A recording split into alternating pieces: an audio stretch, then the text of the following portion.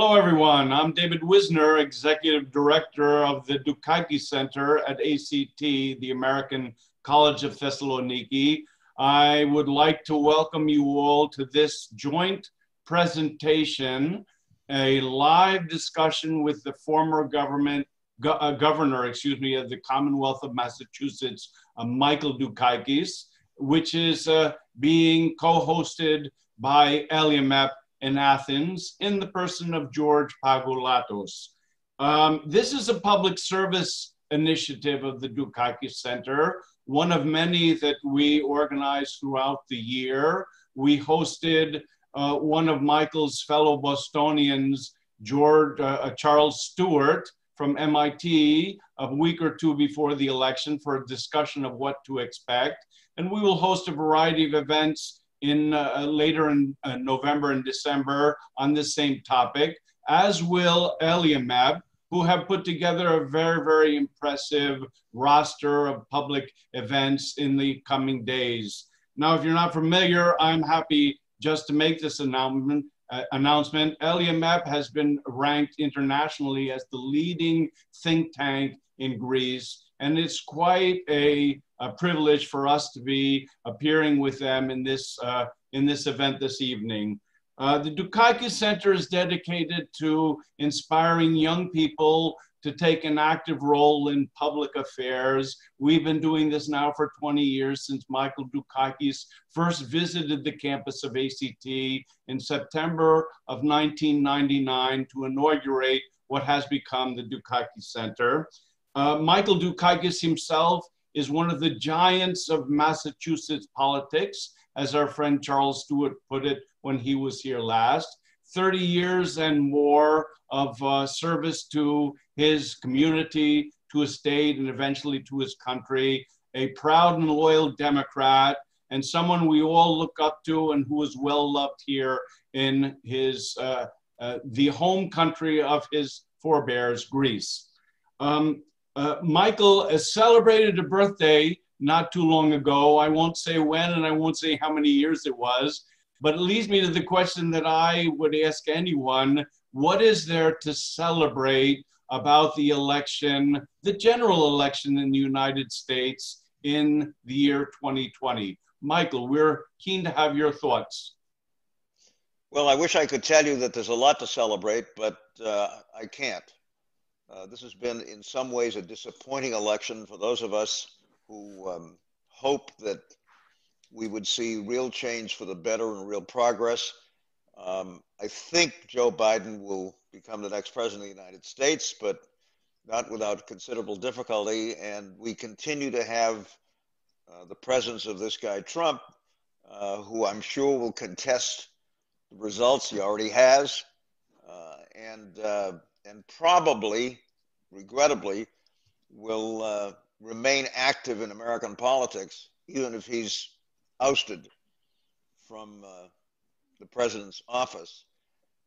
And that's going to set up a continuing, angry, and troubling political environment in the United States, which Joe Biden is going to have to, if he is elected, he's going to have to work with and seek to change in a way that begins to bring us together and ends the kind of division that we've been seeing now, especially with a guy like Trump, who is an angry, divisive, and very troubling presence in American politics. I don't think we've ever had anybody. Well, let me say this. I mean, I was a young student when Joe McCarthy was doing his thing during the anti-communist period, and all of this anti-communist hysteria, which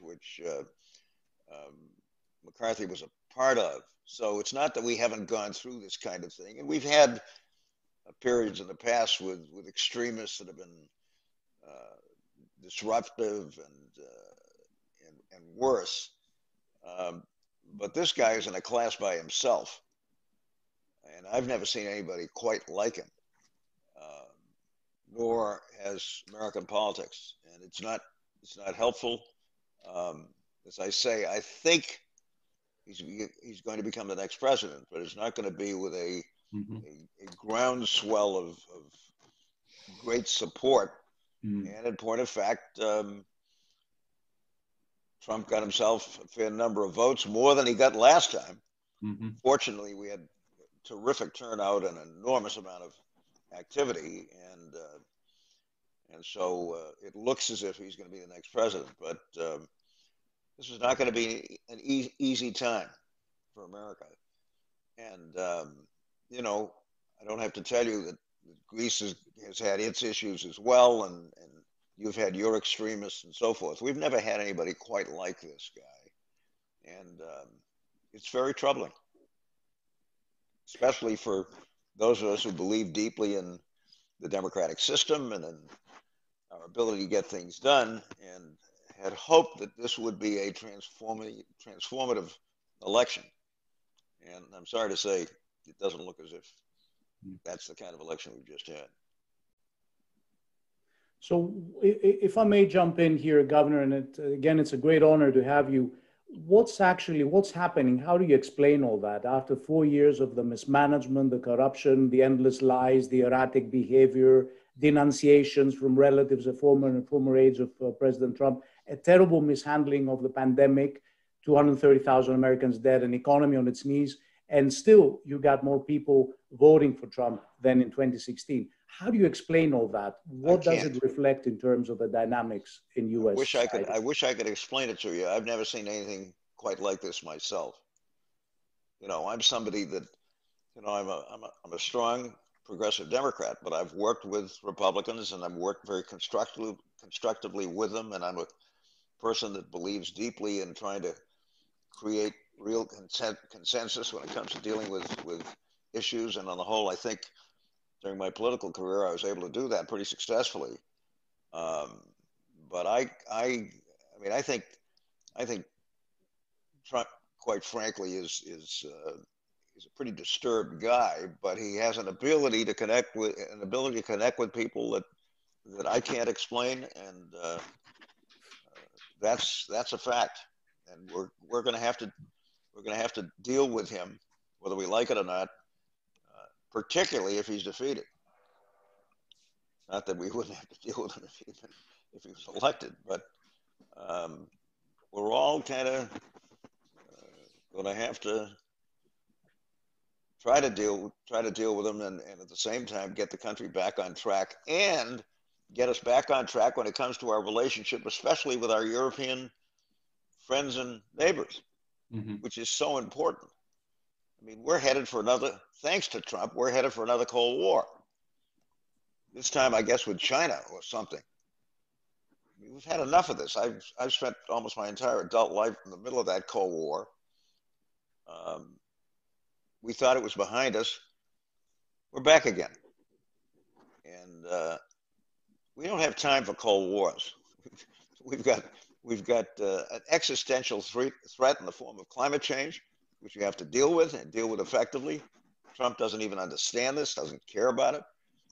I thought our negotiations with Iran on the nuclear issue were some of the best things we'd ever done on both sides, very constructive.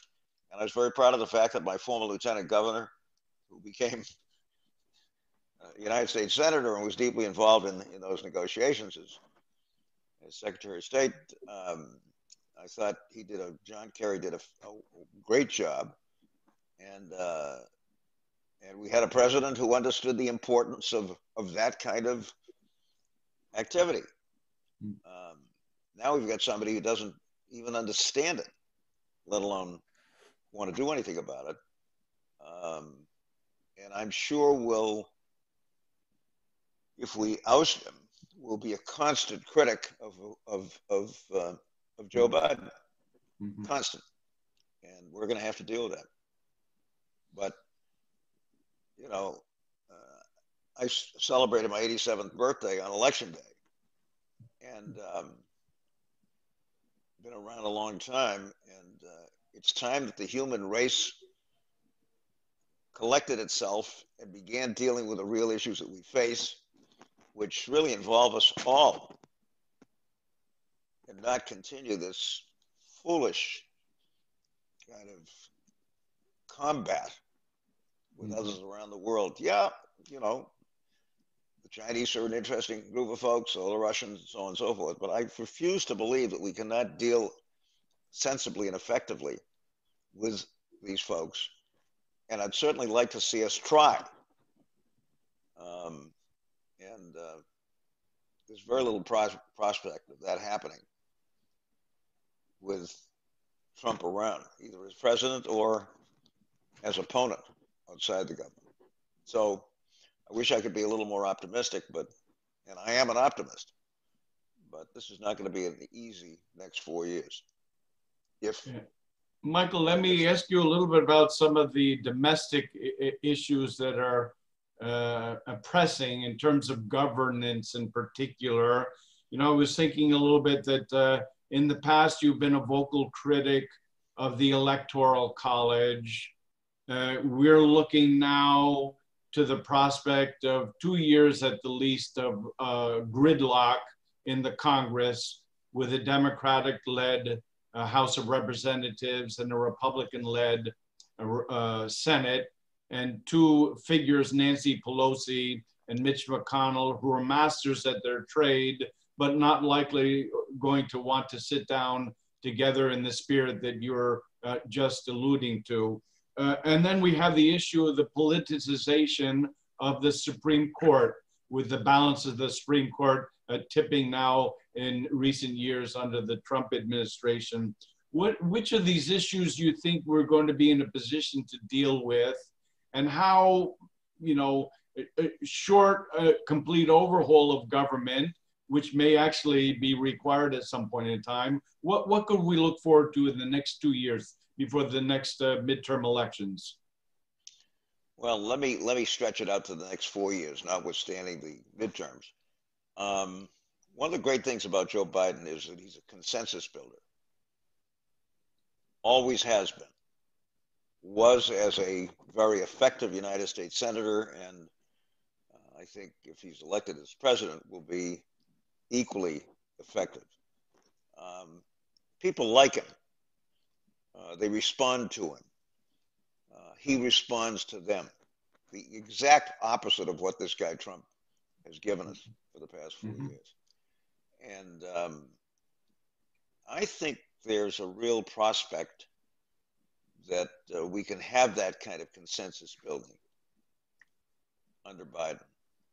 And I know he wants to do it and feels very strongly about it. So in that sense, I'm reasonably hopeful. What's troubling is the likelihood that Trump, if he's out of office, will be even worse than when he was in office. Okay. And a constant presence, Twitterer, user of social media on a daily basis, and is no consensus builder, obviously, is anything but. So Joe's got a formidable task ahead of him, but that's the kind of person he is, and a lot of us are going to be strongly supporting him in that effort, including, I hope, some Republicans, and in that sense can get us back on track with some of the things that happened during the Obama administration, which were extremely constructive, and that included the Paris agreements, among other things, and the Iranian negotiations, which were so successful. And by the way, a great success for the United Nations. Unanimously, the Security Council not only supported that agreement, but were deeply involved in it, including the Russians and the Chinese. That tells you something, it seems to me.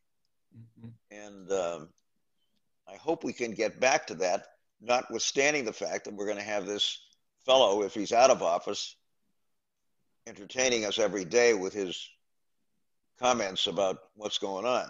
And will be a very disruptive force, I'm sorry to say. I wish I could say otherwise, but there's nothing about him that suggests that he wants to be a constructive force in bringing the international community together around common goals. And that's what I think we need very much these days, especially after his 4 years. Mm-hmm. You mentioned the willingness and the tradition of Joe Biden to work with the other side of the aisle, and this has indeed been his record in Congress and his intentions as president. However, these intentions are likely to be undermined by Republican Party if Trump is voted out of power. That will remain within the realm of Trumpism, which has become apparently the dominant ideology in the Republican Party. Are you optimistic that the Republican Party can have its own sort of internal change process or its own internal ideological revolution and return back to some degree of moderacy? We had the Tea Party before. Now we have an even worse version of that. And we have, I think there was we have fringe groups as well that are out there, kind of. The QAnon congressman. All of those. So well, I'm an optimist. Is that a Greek trait? I don't know. A Greek's optimist, a pessimist, or are we both, or whatever? But I've seen change during my lifetime, which has been extremely encouraging. Mm-hmm. We're still not there yet when it comes to the issue of race in the United States, but we're a hell of a lot better off than we were back in my early youth, when we were a segregated society and a badly segregated society. We are a multiracial society now, with some very interesting people, including a lot of women being elected to Congress and elected to public office. And that happened even though the congressional elections were somewhat disappointing for many of us. We didn't get the kind of change that we hoped we'd get. The country's changing, and in that sense, changing for the better.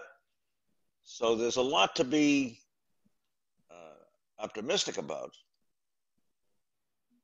The thing I'm concerned about, and I know I'm repeating this myself again, is just how disruptive Trump is. And I feel will continue to be if he's out of office. And we really don't need that. Okay. We need people, including the President of the United States, that seek to bring people together and achieve agreement across broad ideological lines. And that's something that's going to be difficult to achieve if he's a presence, which he will. Michael, let me follow up on the question of the parties, because I'm a little bit concerned about that also. You know, you've had a handful of very vocal opponents to Donald Trump within Republican ranks, most notably this group called the Lincoln Project. Right. And I was listening to quite an enlightening interview with Larry Hogan, the governor of Maryland, last night. And he sounds an awful lot like you. He's a pragmatic guy. You know, he has his values. He represents his party, but he also represents his state.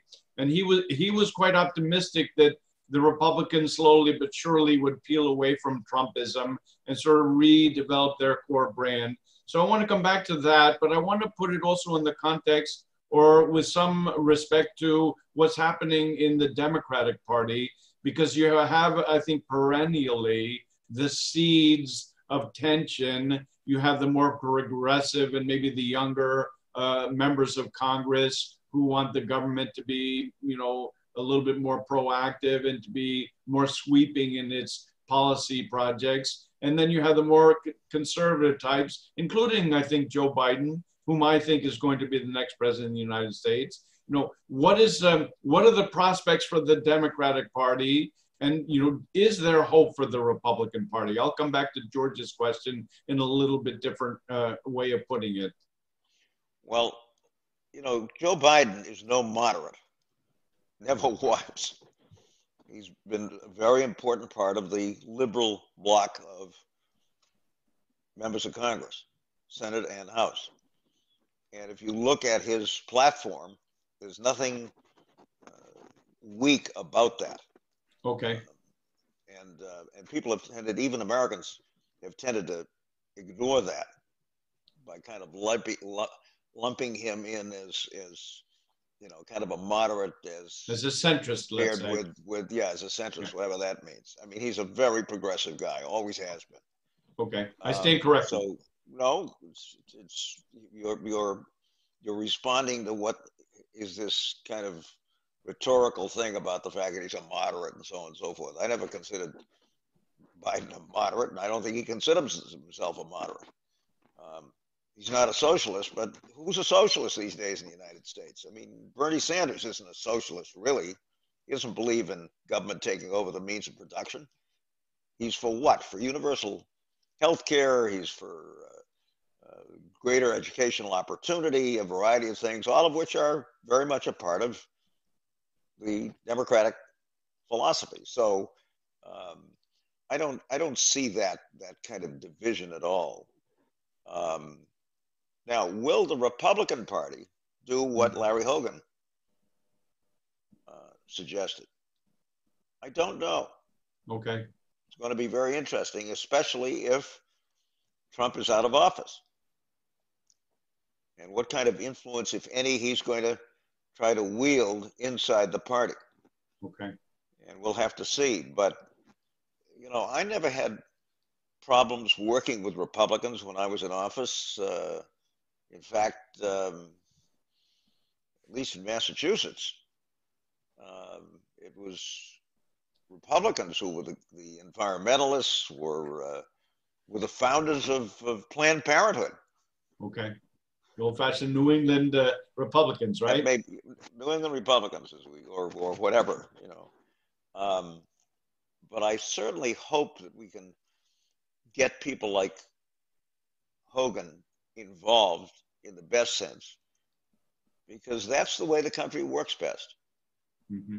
And I don't know him, never had a chance to work with him, but I'm impressed with him, what he's done, and I hope he's right in saying that he thinks the Republican Party will move away from this Trumpism stuff. Because I don't know what Trump believes. Okay. Other than trying to stay in office. I don't see any distinctive. Is there a philosophy there? What's he for? What's he against? What are his priorities? You get no sense of this from the man. So we have lots of work to do. Lots of work across the board. I'm trying to share some of your optimism. The way it looks, and with everything that we've said, I find it very difficult to believe that a Biden administration will be able to pass through Congress some of its most important reforms that are part of its program, expanding Obamacare, reinvesting in the country, expanding social protection, even returning back to the Paris Agreement. I understand that this would probably need congressional approval to be implemented. Do you see a risk on that, or do you really believe that when it goes down to the Congress, this common ground could be found, perhaps with the help of a few moderate Republicans, if there are any out there? I think the answer is yes, and I hope there are more than just a few Republican moderates. I mean, climate change is real. It's threatening the future of the planet. If that doesn't get some people interested, and by the way, has huge support among the growing support. Yeah, huge and growing. I hope we can use that to bring Republicans into this discussion. One of the things that I was able to do, took a while for me to understand the importance of it, was to create what I called working groups when I was governor on every issue. That included people that were not supporters of mine, and in some cases were opponents of mine.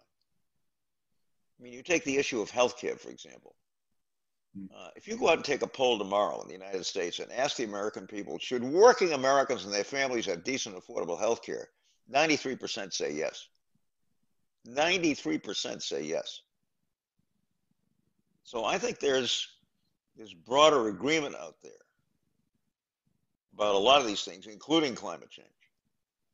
And it's going to be a major responsibility for Biden if he becomes the president, and for congressional, senatorial, Democrats as well as Republicans, to build on that broad agreement. And I think we can do it. Couldn't do it with a guy like Trump, who's anything but a consensus builder, and still hasn't told us what he's for when it comes to healthcare. I mean, we still don't know what his great plan is, and it's been 4 years. But the American people want decent and affordable healthcare. And there's no question about it. It isn't just about pre-existing conditions. It's about whether or not, especially with this pandemic, we're going to have a healthcare system that provides people with decent, affordable care, frankly, at substantially less cost than the current system, which is very wasteful in many ways and often not very effective. And those are the kinds of things that we've got to work on. But having a guy like Governor Hogan involved is going to be important. And let's hope we can expand the number of moderate Republicans, or whatever we want to call them, who understand this. And I think we can. And I think Biden in particular is a guy that can do that. You speak frequently about the need for integrity in public affairs, and you said it's a fairly simple formula, and you exemplify that in your personal life. But now we have such a degree of corruption as we've rarely seen in the center of the political universe in Washington, D.C. You know, how does one walk back from the swamp that the current president has created? What would you advise? It's not too complicated, David. You know, accept nothing of value from anybody except your legitimate employer, period. And I try to teach this. And I say to my students and anyone else who wants to listen, there's nothing like public service, the ability to be in a position where you can make a difference in the lives of your fellow citizens. And I really mean that. But as I say to my students, plan to live moderately. If you want to make a lot of money, don't go into public service. But the rewards, in the best sense, that come from being of service are incredible. And, you know, I'm just one of many, many people that believe that. There's nothing quite like it, especially in the United States, where there's such an opportunity to do that. And I want to make sure that we are especially connecting with our young people, many of whom, thousands of whom in America want to get into public service and do good things. I've never seen the kind of interest that we currently have in public service that we're now experiencing. And in that sense, in a kind of curious way, Trump is helping us, because most young people in America don't like the guy, and they see what an alternative could be. And I want to make sure that we attract these kids into public service and in the opportunity to be of service in the best sense. There's nothing like it. There's nothing like it. But you got to live moderately, which is not difficult in this country. You know, that's not difficult. And it's wonderful to be in a position where you can really make a difference, whether you're a Republican, a Democrat, or a liberal or conservative, at whatever level you choose to work. If I may follow up on that, you've had, and I hope don't sound very cynical, but you have had decades of distinguished public service, and you've been teaching public policy, and you've served your country with dignity and the highest ethical standards. After 4 years of Trump, are you still confident that the values of public service and good government are still relevant in the elections, having seen more people voting for him in 2020 than in 2016? Does policy coherence and competence and character still matter in order for a leader to get elected? Or are we shifting to a kind of a different composition of society where anything goes, where in a dystopia, where truth doesn't matter, results are irrelevant, and choices are sort of driven by darker passions and forces? Do you see a substantial, deeper change in society, or will we be able to return to the optimism and the dignity that the Obama presidencies represented and that your service to the country represented as a source of inspiration to many people, in fact, for Greece as well, and not just America? Right, and I wanted to add that we're not the only country that has this problem. It's always out there. We know that. Greece has had it. We've had it. Lots and lots of governments have had it. But my sense is that the public increasingly is demanding integrity and will react against somebody who doesn't reflect it. Now, if you say to me, well, so how do you explain the fact that Trump had the kind of support he did? I can't. Mm-hmm. Got to think about this. Got to discuss it with you guys and others. I mean, I don't quite understand his appeal. He's a pathological liar. He's corrupt. He's filled the government with special interest representatives who are now our regulators. And one of Joe Biden's tasks as he becomes president is to not only get those folks out of there, but make sure people understand just how bad these appointments have been. Okay. But overall, do Americans want integrity in public service? Absolutely, no question about it. Mm-hmm. And they're entitled to get it, and I hope they will.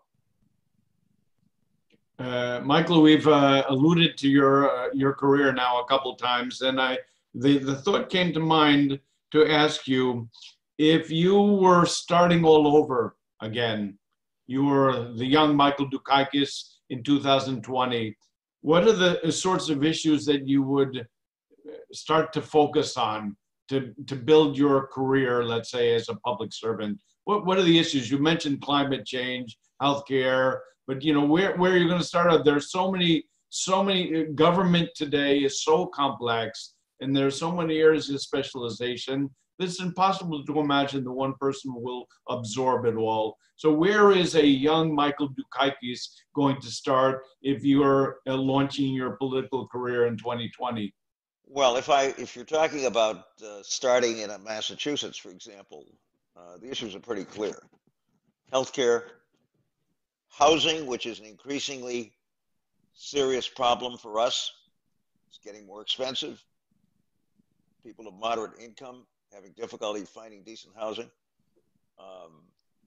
and public transportation, which is one of my great loves, as you know. Yes. But all of those issues are issues that average citizens care deeply about.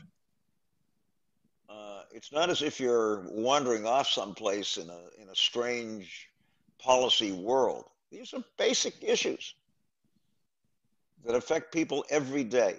Mm-hmm. Education, schools. And by the way, educational opportunity in the United States has exploded during the course of my lifetime.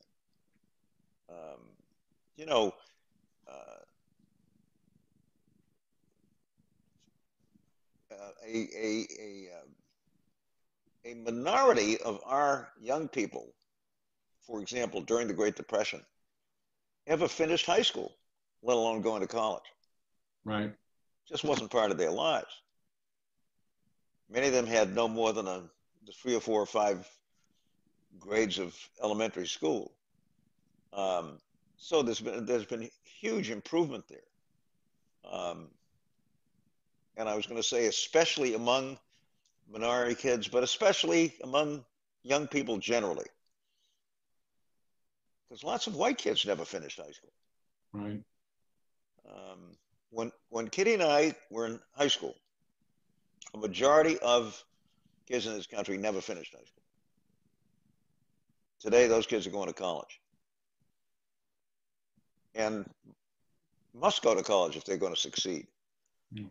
The housing issue that I mentioned is public transportation, which is one of my great loves and so forth. These are basic issues that people care about. There's nothing esoteric about them. And now we have this climate change thing. And people understand this. I don't want to throw polls at you. They've gotten a bad name over the last few days. But if you look at the polls, people care about this climate issue. It's affecting them. So there's nothing unusual about this. And in fact, these are issues that people care deeply about and want resolved. And that's where I would be starting, if you will. Now, there are issues that were big issues back in my youth. Corruption. Massachusetts was one of the 3 or 4 most corrupt states in the country when I first went into the state legislature. It was terrible. It isn't these days. Why not? Well, we did something about it. And not just yours truly. I mean, broadly based efforts to clean this stuff up. And we've got a much better government, more competent government, and a government that believes deeply in integrity and practices it in this state and many other states. Which may sound strange given all this talk about the swamp in Washington, but as one of you at least has said, or maybe both of you, the swamp is a lot deeper since Donald Trump arrived. And one of the major jobs that Joe Biden is going to have to do if he becomes president of the United States is to clean it up and get us back with competent, honest, able people who can do the job. If I may shift the discussion to the global role of the U.S. And the question, the issue of soft power that the U.S. has always had and enjoyed through the post-war period. The U.S. has been considered in the past by a large part of the world as a force for good. Even when people disagreed with its policies, they saw the U.S. with respect. And during 8 years of Obama, young people around the world were truly inspired by what Obama stood for. And then over the last 4 years, the U.S. has departed from major international treaties. You mentioned the JCPOA with Iran, has undermined the UN, has began a process of departing the World Health Organization in the midst of a pandemic, undermined WTO, treated European partners as foes rather than just economic and trade competitors. Where are we today, and can the US recover from the reputational damage of the last 4 years? Can it regain the soft power, especially given what seems to be a widespread aversion of the American people to a global role of the US, or at least a significant part of American society, a popular demand for a more inward-looking US, of which Trump was not the sole representative, even if he was the most vocal and the most perhaps repulsive one. So where do you see this question of the US global role and its ability? Good question. I'm glad you asked it.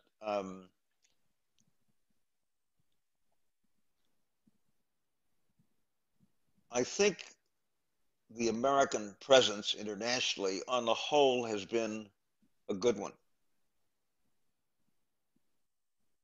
But I'm very concerned about American interventionism in ways that do not contribute to the kind of world that I think most of us would like to see. We now have over 800 American military bases in 150 countries. I don't know what they're doing there. Yeah. I don't know if they know what they're doing there. They're costing us a lot of money, and I don't think they're helping at all. And in point of fact, they're getting us and the world into trouble. Now, we're not the only people. I mean, there are other countries, needless to say, that are engaging in the same conduct with bad results. I want my country to be a force for peace and good in the world,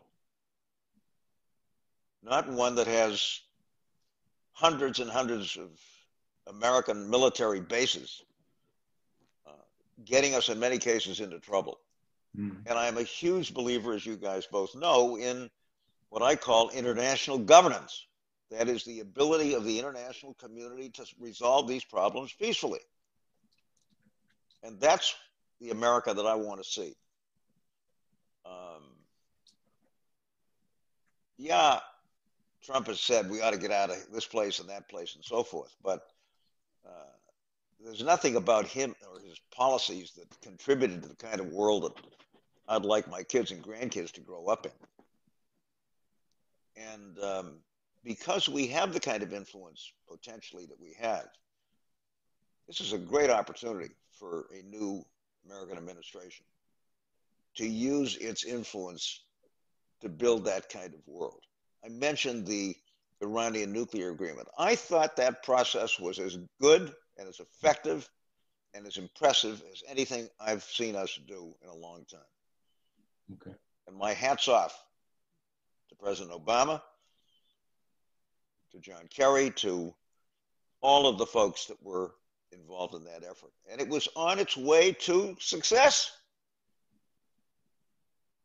until Trump came along, walked away from the agreement, and then imposed sanctions on the Iranians when we were the folks that broke the agreement, if you can believe this. That's not the kind of policy I want to see this country and the world adopt. Mm-hmm. And in a funny kind of way, the fact that the very existence of the planet is threatened by climate change may just kind of get us focused on the right things and stop us intervening, us and others. I don't understand the Russians these days, poisoning people that they don't like. I want the international community to be heard loudly on this subject because I think it's outrageous.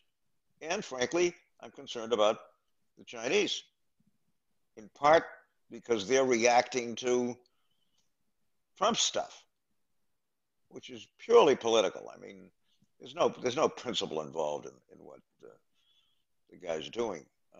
We're better than this. We're better as a civilization.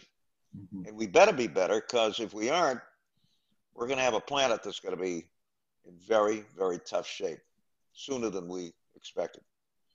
Sorry about the length of that answer, but I really feel very strongly about this. There's just no excuse for the kind of stuff that we're seeing, especially from so-called great powers. And you have had dealings with China personally. If I'm not mistaken, you traveled to China not too long ago, and you've mentioned it several times. What was the natural relationship between the United States and China, would you think? Let's say we're at Michael Dukakis in the White House, or Joe Biden in the White House, or any other Republican who might be victorious in a normal election season. You know, what should be the normal relationship between the United States and China? David, you work with people. You reach out to them. You express your differences.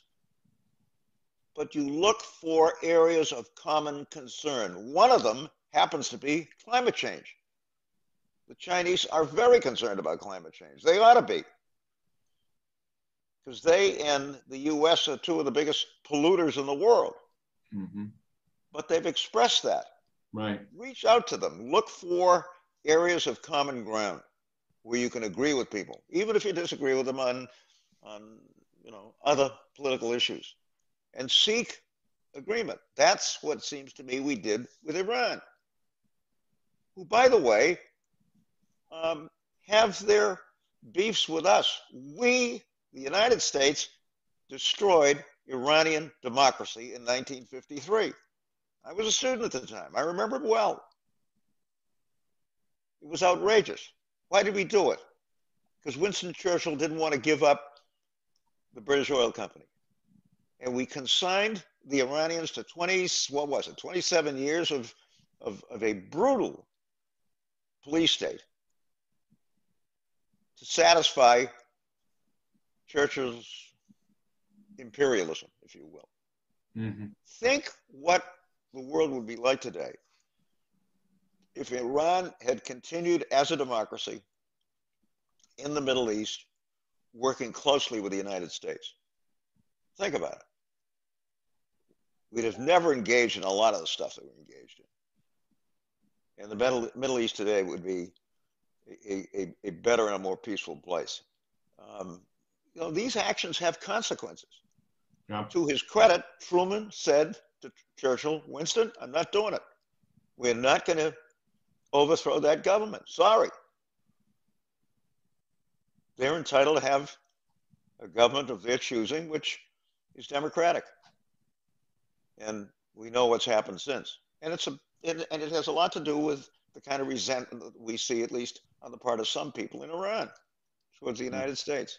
And then we engage in constructive negotiations over something that's kind of important, right? The use of nuclear weapons. Yeah. It's successful. So far as we can determine, they have kept their word. And then we get this guy coming in and walking away from the agreement. Yeah. And then imposing sanctions on him. The whole thing is ridiculous. And you can't do that. I mean, these issues are too concerning and too dangerous to play around with.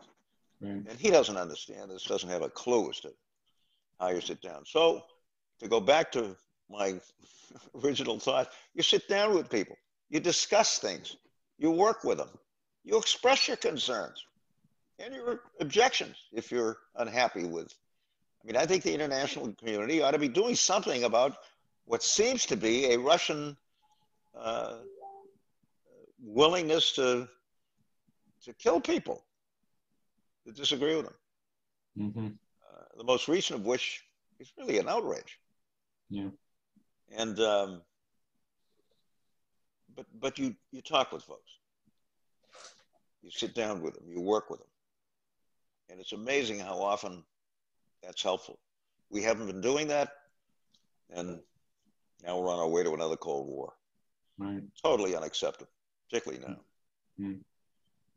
Sorry, it's a windy question, windy answer, but I great answer though, because we're getting some feedback on social media, and they're impressed with your wisdom and your moderation, and you know that's what you need in government. You have the experience as the chief executive officer in the Commonwealth of Massachusetts. You're speaking with an awful lot of experience there. Well, one of the things I learned, David, was how to listen.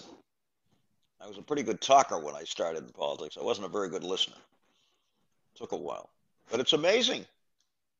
I organized these working groups that did all kinds of great things. Mm. What was that all about? Just bringing people together. And I never remember, maybe I've already mentioned this, I never remember one of these working groups that I was creating to deal with policy issues where anybody said to me, sorry, Governor, I'm not interested. Americans, if invited to participate in the policy process, do so with enthusiasm, whether they agree with you or not. If they think you're on the level, they'll be part of it. Yeah. And that's what we need nationally and internationally. I hope we get it. I hope we get it. Governor, since we're about 10 minutes before closing, may I add a question on the Greek-American relations, which have always been defined with regard to Greece's security challenge from the East. Our Turkish neighbor is growing increasingly authoritarian, nationalistic, and militarily assertive in the Eastern Mediterranean. Are you confident that the US can remain an effective stabilizing force in the Aegean and the Eastern Mediterranean, can we always count on the US, if I can put it this simply? Depends on who our leaders are. I don't know that Trump even understands the U.S.-Greek relationship, which goes back a long way, and as both of you know, has historic roots and strong ones. Joe Biden happens to be somebody who, during his entire political career, has been very close to us. When I say us, I mean we Greek Americans and Greece, and has a special feel for that relationship. At the same time, I thought one of the best things that happened, this goes back a few years, was a coming together of Greece and Turkey. And that was the result of real statesmanship on the part of Greek political figures that we know and are familiar with. A willingness to reach out to the Turkish community and the Turkish nation. Well, Turkey now has a government which is difficult and interventionist. Well, we've got to go to work on that. We've got to have discussions with our Turkish friends as well. If you guys can explain to me what is going on in Libya, let me know, will you? Because I have I don't even understand this. What the hell is that all about? The Turks are on one side, the Russians are on the other. Libya is, in the middle of this whole thing. It's just insanity. Utterly insanity. Utterly insane. We can do better than that, and the U.S. can play an important role, it seems to me, in helping to create what I call international governance in the best sense of the word. I certainly hope so. I don't want to leave this planet with this stuff going on and on and on. It's just so counterproductive and really not consistent with what I think most people in the world feel strongly about. And I hope the United States can play a constructive role in that. We haven't been able to do so under Trump because Trump doesn't even understand it. But Biden does. And if he becomes the president of the United States, I think we'll see that. I just want to remind the audience that it doesn't necessarily require a response, but you've done many more things than be active in the seats of power. You had a television program called The Advocates way back when, and we have testimony from people who've come to visit us who said that that program had an amazing impact, especially on young people. You have taught at various times in your life, and you're very active still in teaching at Northeastern University and the University of California in Los Angeles. You're working with young people. We come back to the question of public service, which is the mission of the center in Thessaloniki, named in honor of you, the ideals of public service. Do you see among young people today the same appetite for public service that maybe you had or your students have had over the years? I mean, is it still there when you're in the classroom, when you're interacting with young people? I formally submitted my resignation as an active teacher in June, David, because I had some health problems out at UCLA. Fortunately, were resolved. Okay. But could have been serious, and would have been unable to be in the classroom for the full academic year because of the pandemic. Right. And I finally decided, well, by that time you're going to be 88, Dukakis, and maybe it's time to not to ease off in any way, because I don't intend to do that. I want to stay very close to Northeastern and I want to be as helpful as I possibly can, just generally. But I've had a wonderful life. I've loved teaching, and you know something about that.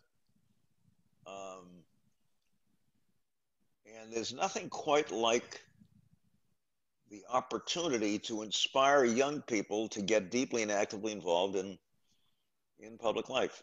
And I hope I can do that as long as I'm able to. My dear mother, who, as you guys both know, was a little girl who came over from Larissa when she was 9 and was the first, so far as we can determine, the first Greek girl ever to go away to college unescorted in the history of the United States. Went to Bates College, thanks to a elementary school principal in Haverhill, Massachusetts, became almost a second father to her. And I'm very proud of that. I want to see lots and lots of young Americans pursuing careers in politics and government. And it's been a very special privilege to be able to do this. And to see now hundreds and hundreds of my former students who are doing this. 2 of them are now members of Congress, elected members of Congress. Both Latinos, by the way. Really? Both of Latin background. So I'm with you on this, and I'm anxious to continue to do that as long as I possibly can. And since my dear mother lived until she was 5 months short of 100, my genes are pretty good. So you've got a couple years ahead of you, Mike. I hope I can. I hope I can continue to do this. But there's nothing like it. I mean, to see young people that you've had an opportunity to teach and mentor, getting deeply and actively involved in public life. I mean, there's nothing better than that. And Kitty has done the same in the mental health field. So we've had an opportunity to do this, and we're going to continue to do it. Believe me. Bravo. Well, I'm afraid our time is out. Governor Dukakis, it's been a tremendous honor and a pleasure to have you. We're really grateful for your time. Thank you so much. We wish you all the best. Thank you all for attending this discussion. Don't forget to tune in on Monday and Wednesday. ELIAEMP will be hosting some leading global experts and policymakers to discuss the next day for transatlantic relations and for U.S. foreign policy in the East Med next Monday and Wednesday. From David Wisner and myself, thank you and see you soon. Stay safe and stay sane. Bye. Thanks so much.